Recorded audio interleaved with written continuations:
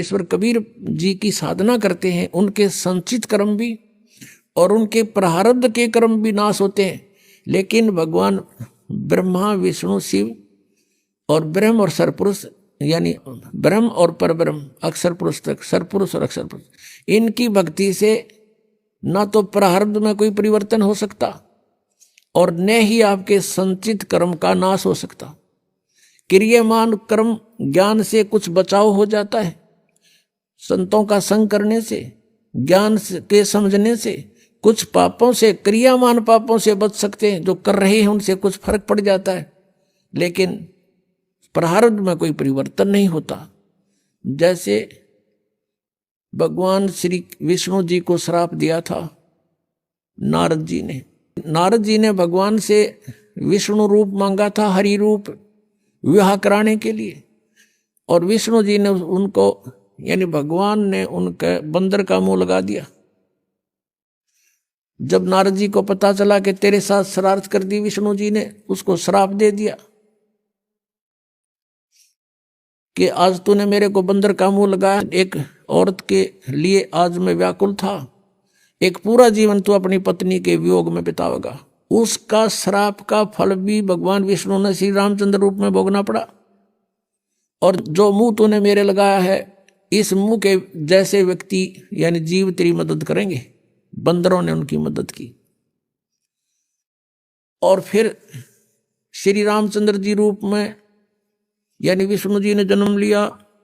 वो सारा आपने सुन लिया कि उन्होंने किस किस प्रकार वो अपना जीवन व्यतीत किया।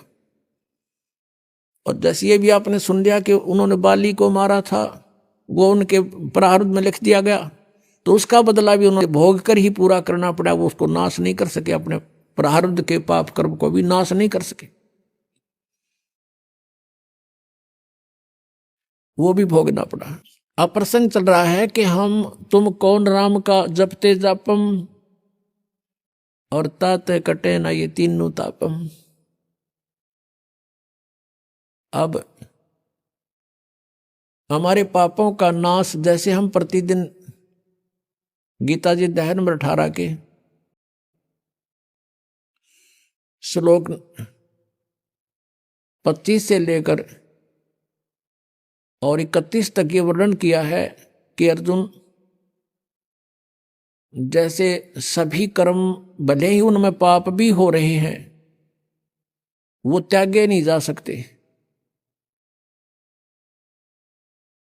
किस प्रकार, कौन से कर्म, जैसे खाना बनाते हैं उसमें भी जीव हिंसा होती है। पोछा लगाते हैं, लीपते थे पहले मड प्लास्टर थे गाय के गोबर और मिट्टी से, उसमें भी जीव मरते हैं। खेती करते हैं किसान, उसमें भी खेती में भी जीव मरते हैं।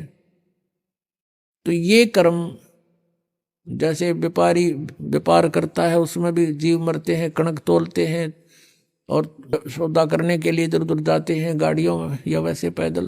तो ये कर्म त्यागे नहीं जा सकते, ये कर्म होंगे ही होंगे। अब कहने का भाव है, अब ये कर्म तो त्यागे नहीं जाएंगे और ये होंगे ही होंगे, और इनका भी पाप भी लगेगा।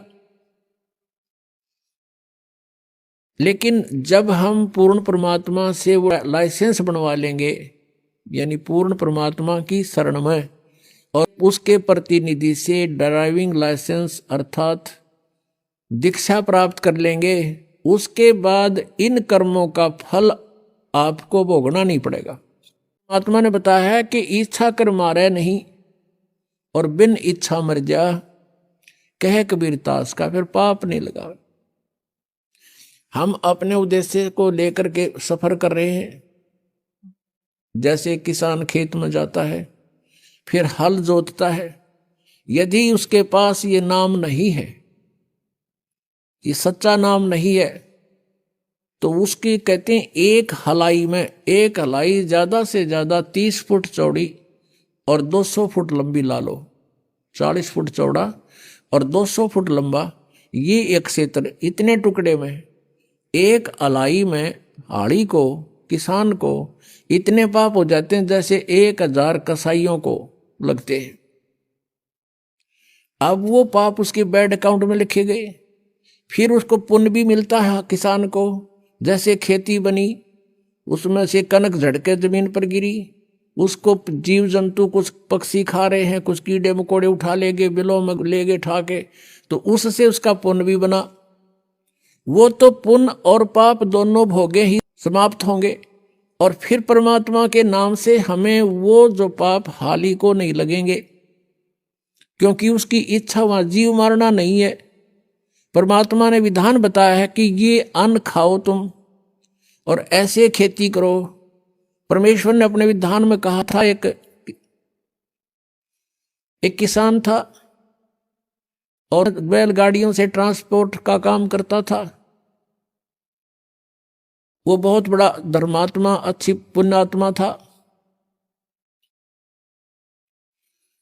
और उसके घर पे एक साधु रहता था, भक्त साधु, लाल कपड़े यानी संत वेशभूषा में। और वो किसान उसकी बहुत मदद करता था,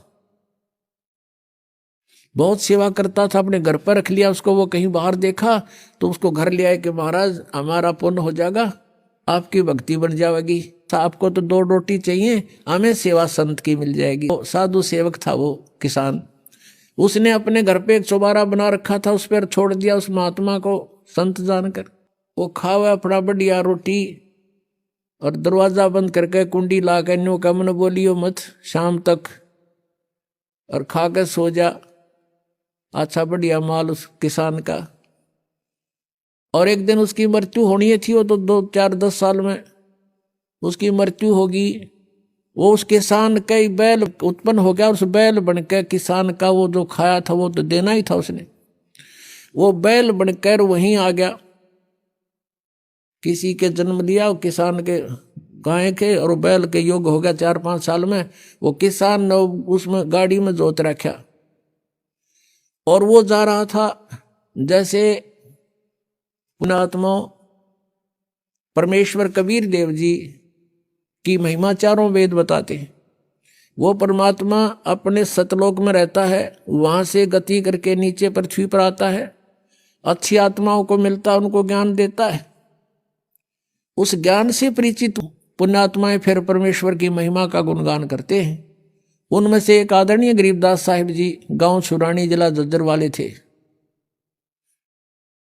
ये बेरी गांव का किसान था, जिसके विषय में ये दास बता रहा है कि बेरी गांव है जिला झज्जर में, रोहतक से 20 किलोमीटर होगी लगभग। उस बेरी गांव का वो किसान था, और वो कहीं इधर नजफगढ़ की मंडी में, जो पहले पुराने समय की बात है 250 वर्ष पहले, कच्चे रास्ते होते थे, बैलगाड़ी से अपना ट्रांसपोर्ट का काम करता था। यहाँ से कणक ले जाता, वहाँ से शक्कर भर लाता नजफगढ़ की मंडी से। तो ऐसे वो जाता था प्रतिदिन। एक उसके पास बैल था गोरे से रंग का, और वो बैल चलता चलता गाड़ी में बैठ जाता था, चला नहीं था। फिर उसका दे लट्ठा अच्छी पिटाई करके फिर खड़ा होता था, फिर कुछ देर दूर चलता था, फिर बैठ जाता था। एक दिन ऐसे ही करते करता वो नजफगढ़ की मंडी से आ रहा था, और सुबह सुबह गरीबदास जी उसी रास्ते पर बनी हुई एक कुएं पर स्नान कर रहे थे। वो बैल आकर वहां बैठ गया, और लाल किसान ने ठा कर लट उसका मट्टा मट शुरू करे, अगी इसका यूं तरीका उठन का। तो गरीबदास साहिब जी जो परमात्मा से परिचित थे, उसने कहा कि भाई किसान, और लाल मत मारा इसके। के करूं भाई भगत, इसने तो मेरा लहू पी लिया है।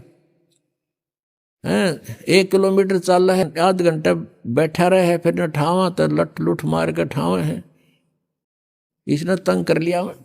अब क्या हुआ, गरीबदास जी उठे, अब भाई मारे मत इस पशु के, डट जा, रुक जा। अब गरीबदास जी ने जाके कान में उसका कुछ फूंक सी मारी, क्योंकि वो तो परमात्मा से परिचित हो चुके थे। गरीबदास जी कहते हैं परमात्मा से मिलकर, परमात्मा के टच होने से, परमात्मा के ज्ञान से परिचित होने से परमात्मा की कृपा से उनमें शक्ति आ जाती है, और दिव्य दृष्टि गरीबदास जी की परमात्मा ने खोल रखी थी। अब उसके कान में गरीबदास जी ने कुछ बोला, बैल एकदम खड़ा हो गया और कह दिया, भाई अकी मारिए मत इसके, ये रुकेगा नहीं। अब वो ले गया जोत के गाड़ी, उसका नाम पूछ लिया। गांव जब छोटा सा गांव था, छोटानी 40-50 घर होंगे मुश्किल से। क्या नाम है आपका? कि गरीबदास नाम है मेरा भाई, और बलराम मेरे बाप का नाम है। अब वो बैल डटा नहीं डटा, वो तो जाकर पहुंच गया वहां पर। अगले दिन फिर 2-4 दिन के बाद फिर वापस चला, वो उसी तरह चले। अब सरलाल ने सोचा, भाई यू आदमी कौन था, इसने के मंत्र मार दिया इस बैल के, यू तो सिद्ध पुरुष दिखा, कोई साधुओं की भूख उसने थी। उसने गांव में आकर पूछा, उसी रास्ते में पड़े था,